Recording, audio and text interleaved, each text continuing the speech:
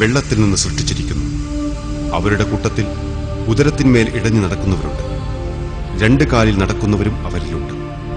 4 കാലിൽ നടക്കുന്നവരും അവരിലുണ്ട്. ദൈവം താൻ ഉദ്ദേശിക്കുന്നത് സൃഷ്ടിക്കുന്നു. തീർച്ചയായും ദൈവം എല്ലാ കാര്യത്തിനും കഴിവുള്ളവനാകുന്നു. ആകാശങ്ങളെയും ഭൂമിയെയും മുൻമാതൃകയില്ലാതെ നിർമ്മിച്ചവനത്രേ അവൻ. അവനൊരു കാര്യം തീരുമാനിച്ചാൽ ഉണ്ടാകൂ എന്ന് പറയുക മാത്രമേ വേണ്ടതുള്ളൂ. ഉടനെ അതുണ്ടാകുന്നു. ഇതേ രീതിയിൽ ലഘുരൂപങ്ങളിലേക്ക് ലളിതവൽക്കരിക്കുവാൻ സാധിക്കാത്ത എല്ലാ രൂപഘടനകളും പരിണാമവാദത്തിന്റെ മിഥ്യാധാരണകളെ തകർക്കുകയാണ്. അവരുടെ കൈവശമുള്ള കൃത്യമായ വിശദീകരണങ്ങൾ തന്നെ ഉദാഹരണ സഹിതം നമുക്ക് വെളിവാക്കി തരുന്നത് ദൈവത്തിന്റെ കരവിരുതും സമാനതകളില്ലാത്ത തൃഷ്ണയുമാണ്. സൃഷ്ടിയെ സംബന്ധിച്ച് ഇന്ന് ജീവിവർഗത്തിൽ കാണുന്ന അടയാളങ്ങൾ ഡാർവിനിസത്തെ തള്ളിപ്പറയുന്ന ശാസ്ത്രകാരന്മാർ അംഗീകരിക്കുന്ന ഒരു ശാസ്ത്ര കൽപ്പനയാണ്.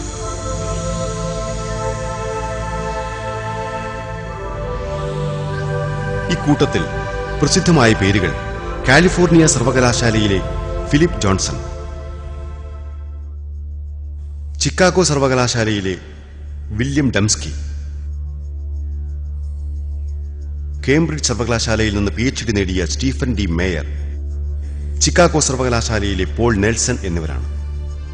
ഇവർ യാദൃച്ഛികമായി ഉണ്ടായതല്ല ജീവനെന്നും അത് ദൈവം സൃഷ്ടിച്ചതാണെന്നുമുള്ള സത്യം മുറുകെ പിടിച്ച് ലോകത്തിന്റെ വിവിധ ഭാഗങ്ങളിൽ ഇതുമായി ബന്ധപ്പെട്ട യോഗങ്ങളും സെമിനാറുകളും സംഘടിപ്പിക്കുകയുണ്ടായി.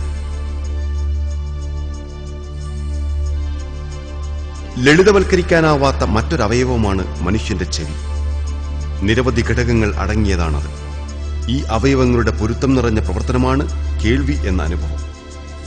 ഈ ഘടകങ്ങളിൽ ഏതെങ്കിലും ഒന്നിന്റെ കുറവ് മനുഷ്യനെ ഒന്നുകിൽ ബധിരനോ എന്തെങ്കിലും കേൾവി തകരാറുള്ളവനോ ആക്കി മാറ്റും. കേൾവി എങ്ങനെയാണ് നമ്മൾ അനുഭവിക്കുന്നത് എന്നതിനെക്കുറിച്ചും ആ പ്രക്രിയ എത്രമാത്രം സങ്കീർണമാണെന്നും അതുപോലെ ചെവിക്കുള്ളിൽ സ്ഥിതി ചെയ്യുന്ന ലോലമായ സന്തുലന വ്യവസ്ഥയെക്കുറിച്ചും ഈ ചെറുവിവരണത്തിലൂടെ നിങ്ങൾക്ക് മനസ്സിലാക്കാൻ സാധിക്കും. കാറ്റിലൂടെയുള്ള ചലനങ്ങളിലൂടെയാണ് കേൾവി തുടങ്ങുന്നത് എന്ന് നമുക്കറിയാം.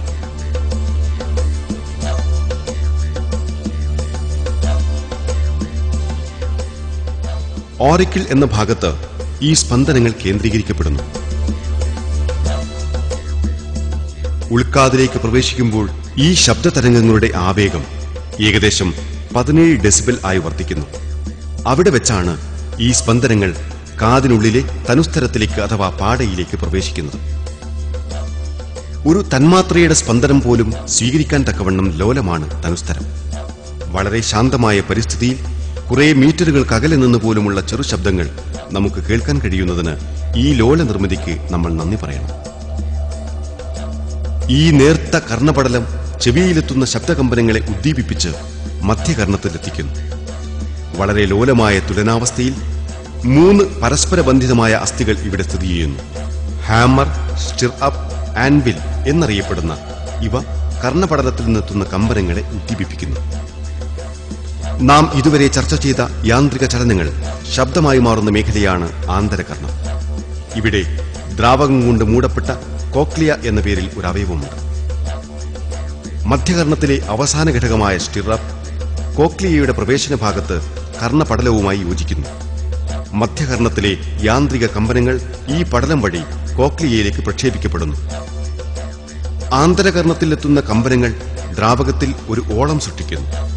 കോക്ലിയയുടെ അകഭിത്തിയിൽ നിറഞ്ഞു നിൽക്കുന്ന മുടിയുടെ ആകൃതിയിലുള്ള ചെറു രോമങ്ങൾക്ക് ഈ ഓളങ്ങളുടെ ചലനം മാറ്റമുണ്ടാക്കുന്നു. കോക്ലിയൻ ദ്രാവകത്തിൽ കമ്പനങ്ങൾക്കനുസരിച്ചുണ്ടാവുന്ന ഓളങ്ങൾ മൂലം ഈ നേർത്ത രോമങ്ങൾ ചലിക്കുന്നു.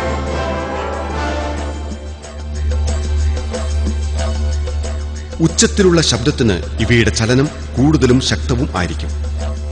കർണത്തിന് പുറത്തുണ്ടാകുന്ന ഓരോ ശബ്ദത്തിന്റെ ആവൃത്തിക്കുമനുസരിച്ച് ഈ രോമങ്ങളിൽ വ്യത്യസ്ത പ്രതികരണങ്ങൾ ഉണ്ടാവുന്നു.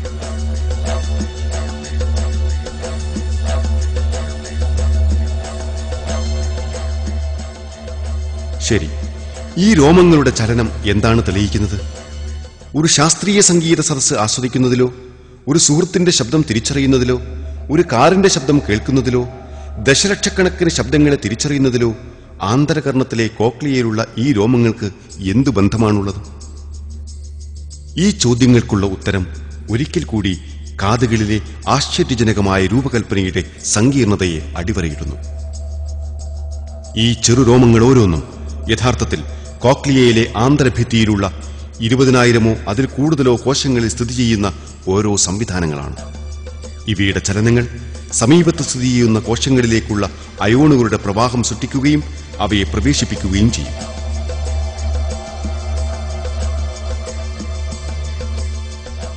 വിപരീത ദിശയിൽ ഇവ കിടക്കുമ്പോൾ കോശഭിത്തികൾ അടയുന്നു.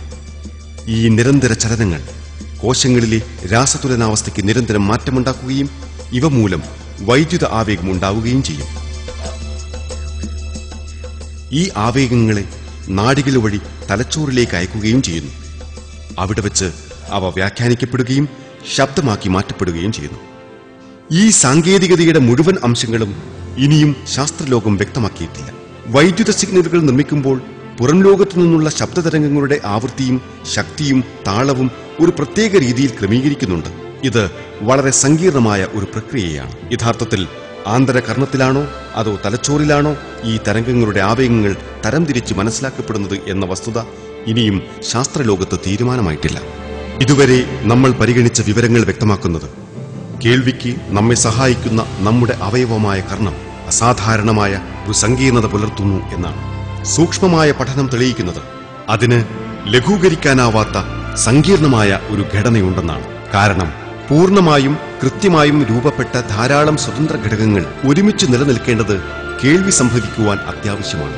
ഇവയിലേതെങ്കിലും ഒന്ന്, ഉദാഹരണത്തിന് ആന്തരകർണത്തിലെ ഹാമർ എന്ന ഘടകം നീക്കം ചെയ്യുകയോ അല്ലെങ്കിൽ അതിന് രൂപമാറ്റം സംഭവിക്കുകയോ ചെയ്താൽ ഒരാൾക്ക് കാലാകാലത്തേക്ക് കേൾവിശക്തി ഉണ്ടാവില്ല. കാതിന് കേൾവിശക്തി ഉണ്ടാവണമെങ്കിൽ ബാഹ്യകർണത്തിലെ പാട, ഹാമർ,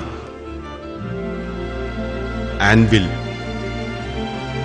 സ്റ്റിറപ്പ് എന്നീ അസ്ഥികൾ, കോക്ലിയ, ഇവയിലെ നേർത്ത രോമങ്ങൾ എന്നീ വ്യത്യസ്ത ഘടകങ്ങൾ കൃത്യമായി കർത്തവ്യനിരതമായിരിക്കണം. ഈ വ്യവസ്ഥ ഒരിക്കലും ഘട്ടം ഘട്ടമായി വികസിക്കുക സാധ്യമല്ല. കാരണം ഓരോന്നിനും അവയുടെ വികാസഘട്ടങ്ങളിൽ പ്രത്യേകിച്ച് ധർമ്മമൊന്നും നിർവഹിക്കാനില്ല. പരിണാമം പോലുള്ള ഒരു പ്രക്രിയ മൂലം ഘട്ടം ഘട്ടമായി രൂപപ്പെട്ടതാണെന്ന നിർദ്ദേശം അശാസ്ത്രീയവും യുക്തിരഹിതവുമാണ്.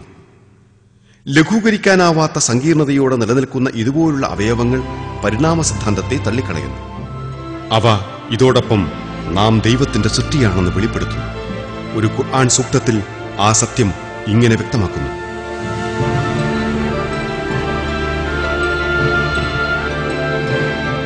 പറയുക, അവനാണ് നിങ്ങളെ സൃഷ്ടിച്ചുണ്ടാക്കുകയും നിങ്ങൾക്ക് കേൾവിയും കാഴ്ചകളും ഹൃദയങ്ങളും ഏർപ്പെടുത്തി തരികയും ചെയ്തവൻ.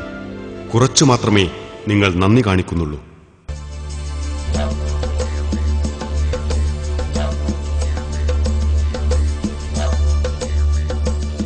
ഈ ഘട്ടത്തിൽ ഇന്ന് നാം എത്തിച്ചേരുന്നത് ജീവൻ സൃഷ്ടിക്കപ്പെട്ടതാണെന്ന് ശാസ്ത്രം തെളിയിക്കുന്നു എന്നാണ്.